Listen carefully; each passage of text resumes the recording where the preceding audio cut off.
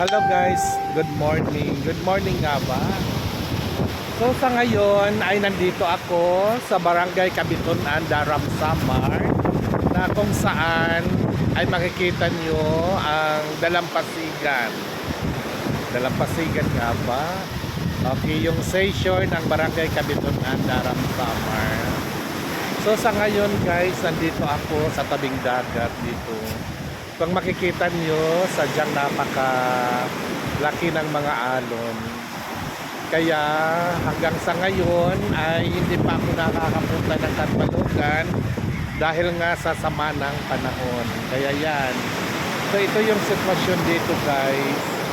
Ang lalaki ng alon. So people from Barangay Kabitunan, Daram, Samar na nandyan sa iba't ibang sulok ng daigdig.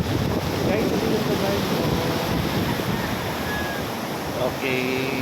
Sana sa magitan nito ay maibsan man lang ang inyong mga pangongulila. Okay. Shout out sa mga viewers ko dyan at mga followers ko. Sana nasa mabuting kalagayan tayong lahat at malayo sa pagdisgrasya.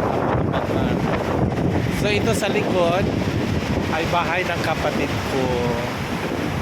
Yan. Yun yan. Okay. Thank you Lord dahil kahit paano hindi naabot ng dagat yung bahay nila.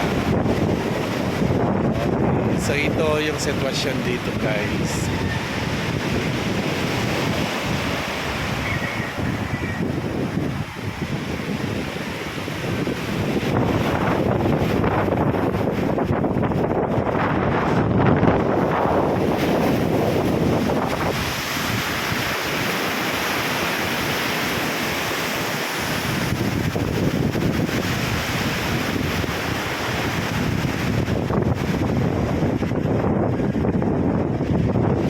Sitwasyon dito guys.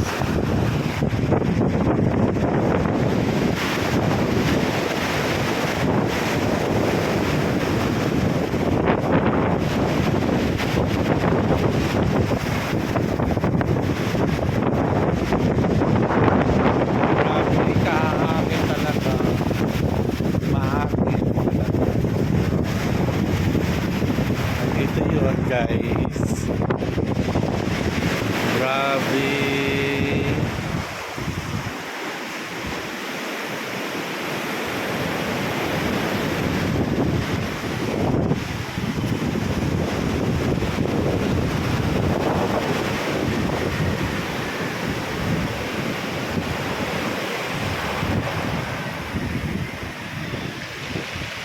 Ang bahay niya, bahay ng kapatid. So, sa ngayon, from Losa, Barangay Losa, dito ako pumunta sa Kabitunan. Nagpapakasakali na may masasakyan papunta ng Katbalogan.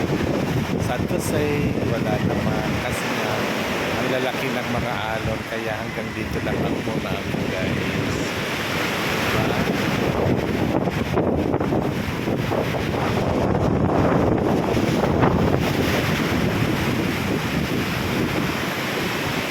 Okay, sa ngayon, ito ang sitwasyon dito guys. So hanggang sa muli, thank you very much guys for watching this video. Sana nagustuhan nyo. Hanggang sa muli.